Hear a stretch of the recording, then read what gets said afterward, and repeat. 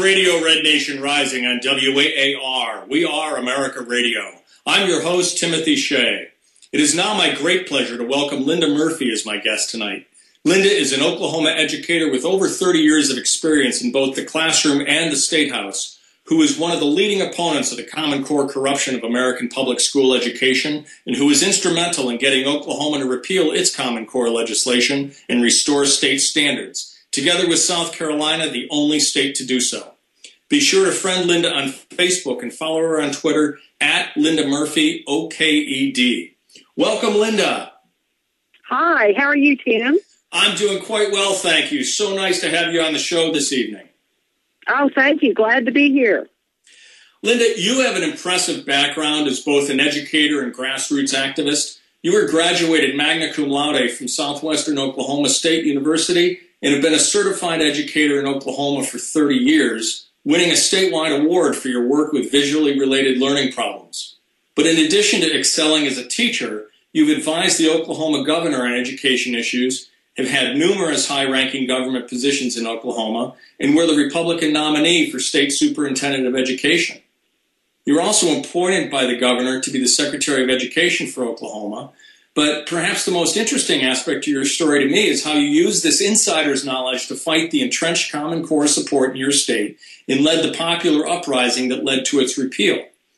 Take us back in time to when you first realized that federal and state-level control of education was not in the best interest of our children. Well, Tim, I was an educator for several years before I was at home with a newborn child. My little son was 1 year old. I was appointed as a parent, although I was a teacher, I was appointed as a parent to a committee in my local school where we had just moved. I knew education. I knew education philosophy, and it was pretty much a piece of cake for me at that point, in my own opinion. But when I was appointed to this committee, I started hearing things that were different than I had ever heard before. And one day our superintendent stood up and told us that we were in the midst of a radical change in education. He actually used that word radical. And, of course, that lit my red light, and I thought, what in the world is this? So I started digging in, and long story short, it was outcomes-based education. Back in the early 90s is when this was. So I started finding out what is OBE, outcomes-based education, and I found out that it is a philosophy that flips on end what we think about education. Normally, we have always believed in America that we provide equal opportunity to learn. Every child has an equal opportunity to learn to their best individual ability and give them chances over and over again throughout life, really. Even when they're older, they can re-enter school and try again, that kind of thing, open door to opportunity. But Common Core and outcomes-based education share the philosophy that flips this over and says we're going to get equal results for all children. At the end of K-12, they will have the same results. So this is a ridiculous idea that just common sense and thought alone should tell most people that you're not going to get the same results with all students. Equal outcomes, equity, social justice now under the Obama administration is the term they really like, social justice, making sure that minority groups are brought up with other groups, looking at group comparisons. But the fact is we should be looking at individual children and doing the very best to teach them to the best of their individual ability. Absolutely. And I've been saying this for years. I think the major difference between the left and the right is that the right is passionately in favor of equality of opportunity, whereas the left is solely focused on equality of outcome, and that can't be achieved. But this isn't a new concept, is it? The centralized control of education by governments. I mean, it's what the National Socialists did in the 30s and 40s, going so far as to organize the Hitler Youth and also what the communist government approach in both Soviet Union and China was. It's not education, it's indoctrination, isn't it? Absolutely. And to do that, of course, they consider people in communities, groups, as a total rather than individually. So we really lose our identity in that, creativity, our unique abilities and talents.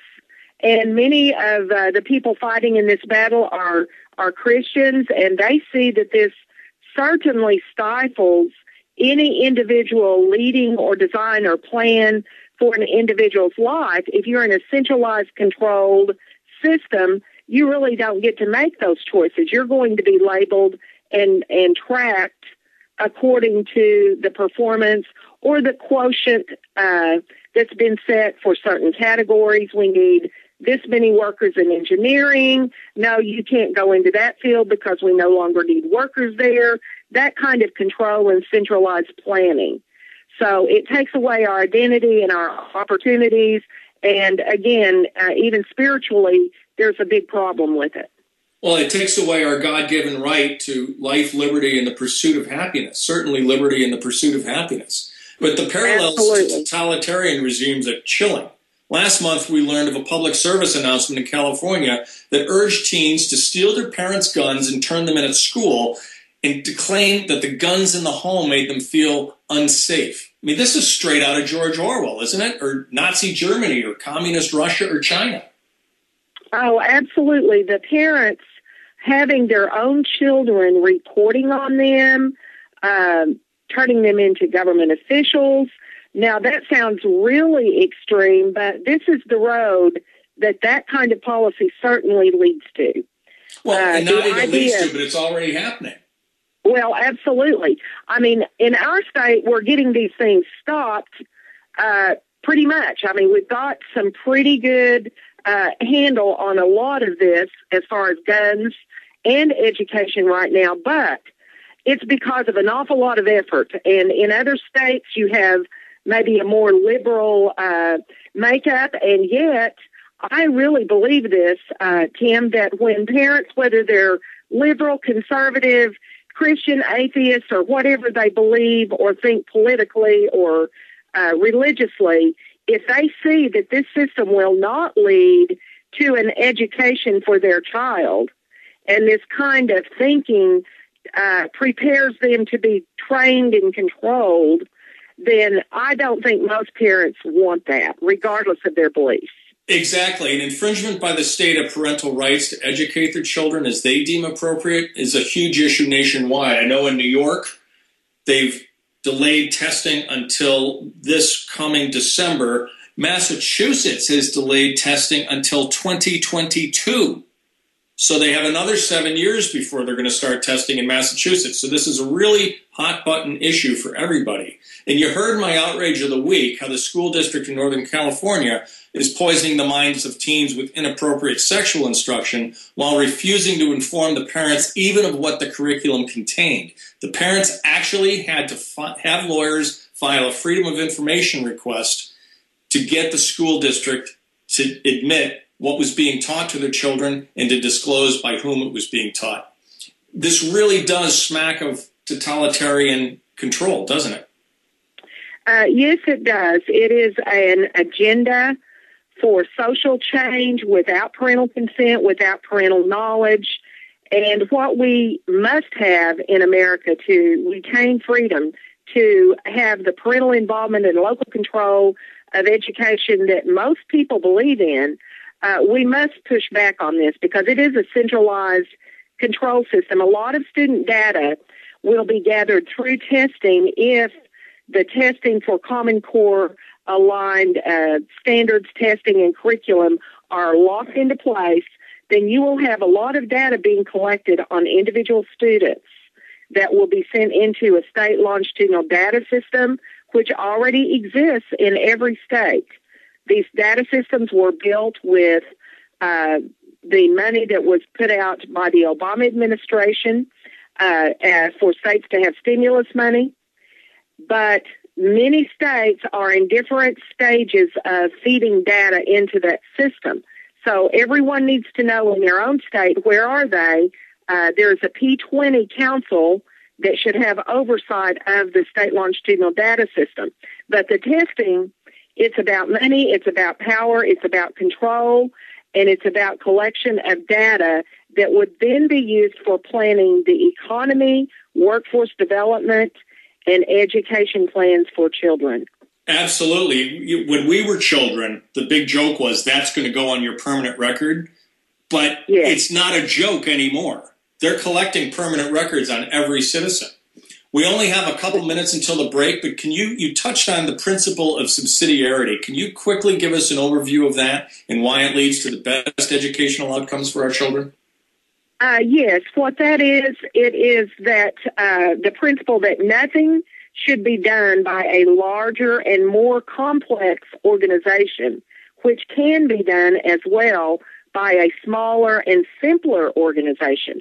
And we used to just say it like this in education. We would say, just KISS. Keep it simple, stupid. Just don't complicate things. Keep it simple. What's the point of making something local hard? Control is the best control. So Absolutely. That's why Common Core is wrong for our children and wrong for America. Please stay with us through the break as my guest Linda Murphy and I discussed how coordinated grassroots activism can win the day and restore parental rights. That's us, that's right. Gotta love this American ride. Both ends of the ozone burning. Funny how the world keeps turning. Look, Mom, no hand. I love this American. You're listening to Radio Red Nation Rising on WAAR. We are America Radio. I'm joined by our guest, Linda Murphy, nationally recognized expert on opposing Common Core at the state level. Linda, before the break, we drew the parallels between the top-down educational systems implemented by the Nazi and communist regimes. But the problem is more insidious, isn't it? The real problem is that they cloak their totalitarian indoctrination delivery systems under the rubric of standards. Isn't outcome-based education the real problem here?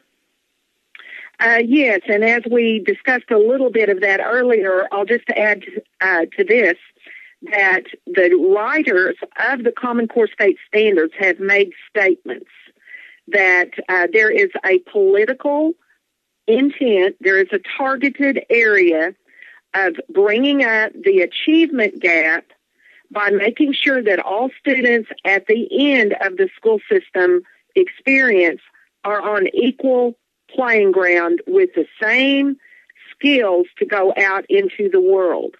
And these children will have had a boiled down number of standards to meet. The higher levels of math are taken out, like calculus, trigonometry.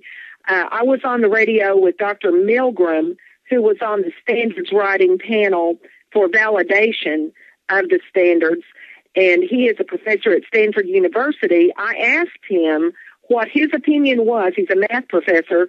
Asked him his opinion of achieving the STEM, science, technology, engineering, and mathematics level achievement for college by going through Common Core in K-12. He said they will not be prepared for STEM careers. They will not be prepared to get a degree that would allow them to be an engineer, to have a degree in technology. These are fields that require a level of math that would not be involved in Common Core.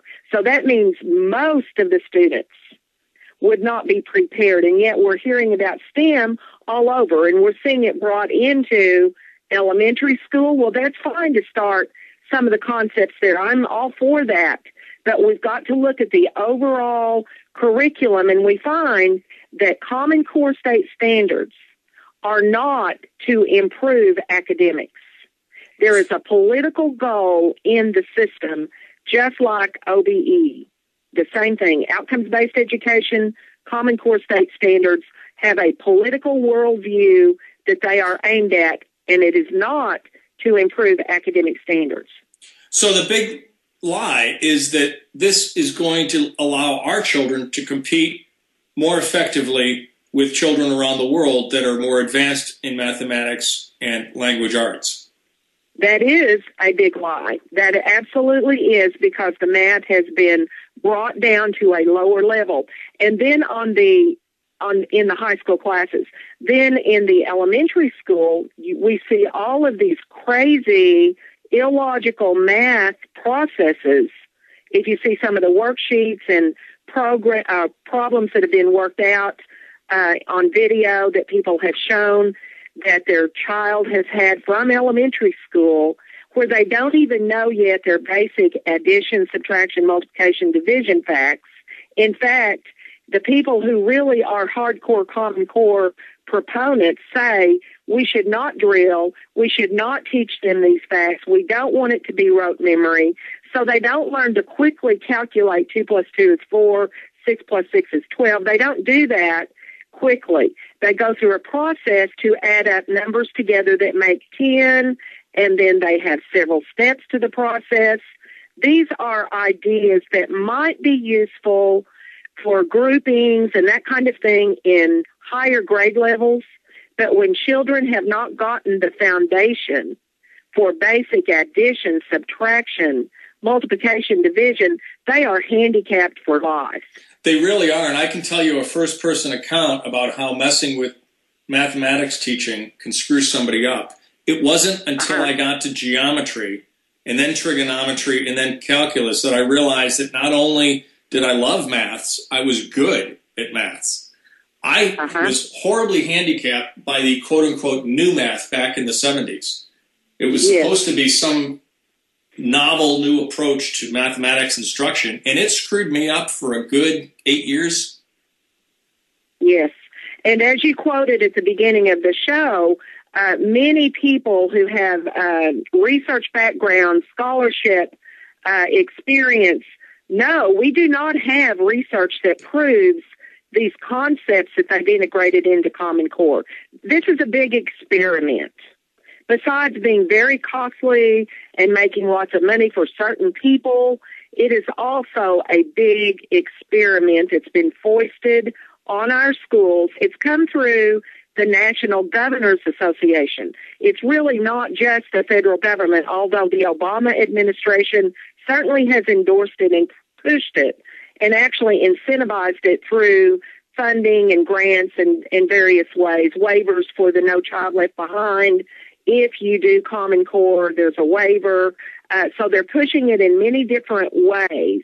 But our governors at the National Governors Association have bought into this, and they really don't sit and do a lot of research and homework. Most people realize that, but some people don't. The governors really do not often do that. Not a lot of them do.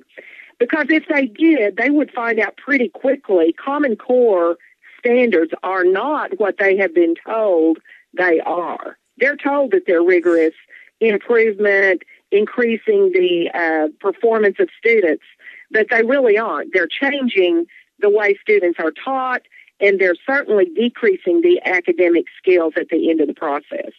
Wow. Now, how does No Child Left Behind tie into this?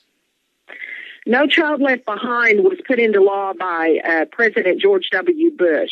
It was the first act in office that he signed into law, the first bill. Ted Kennedy was the author, along with some others. He stood by George W. Bush. So this was one of those bipartisan agreements that in the National Governors Association is also bipartisan. So that's where we get both parties being a problem, pushing it, and we have to fight it from the bottom up, both parties. But No Child Left Behind, going into law, went into the Elementary and Secondary Education Act on the federal level under Bush.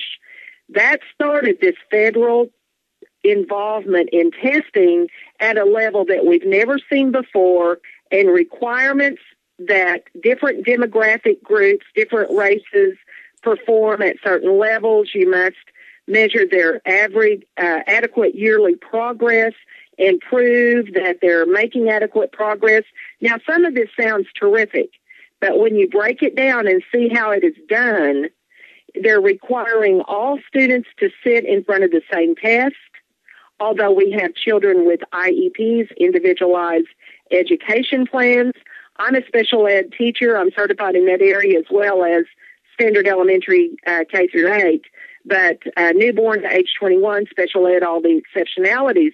So I've worked in these areas, and I know that no matter how hard a teacher works, tries, no matter how hard the student tries, no matter how hard the parents try, there are certain situations where you're not going to get a child in the 5th grade performing at the level that everybody in the class is to take the test. And they've got a certain disability that's affecting their performance.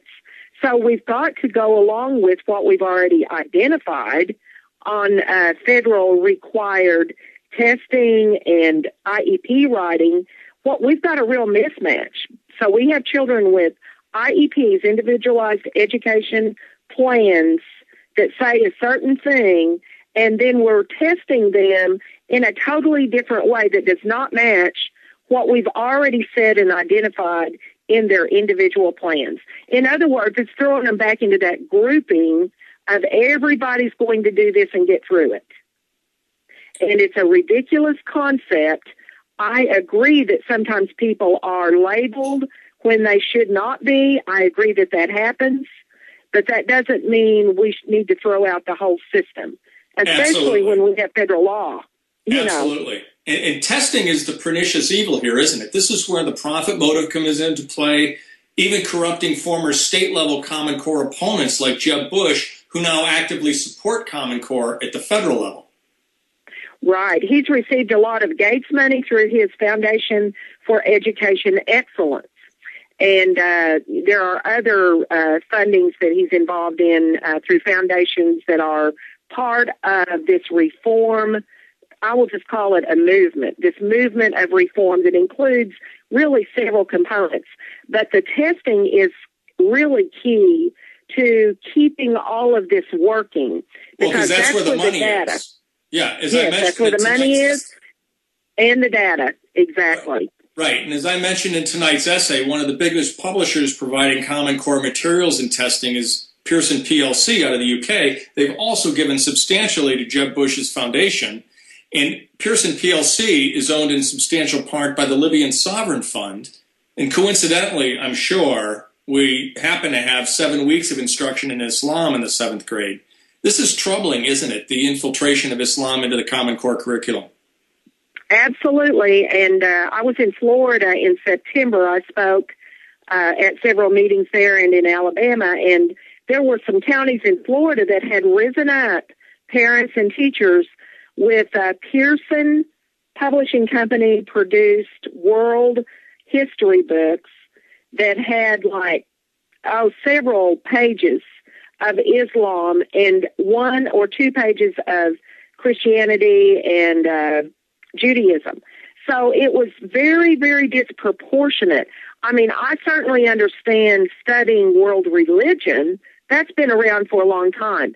But what we have seen, Tim, as you know, is going from giving factual information about religions and maybe some of their basic beliefs so you can see this is what this is and kind of have a concept of what the belief is.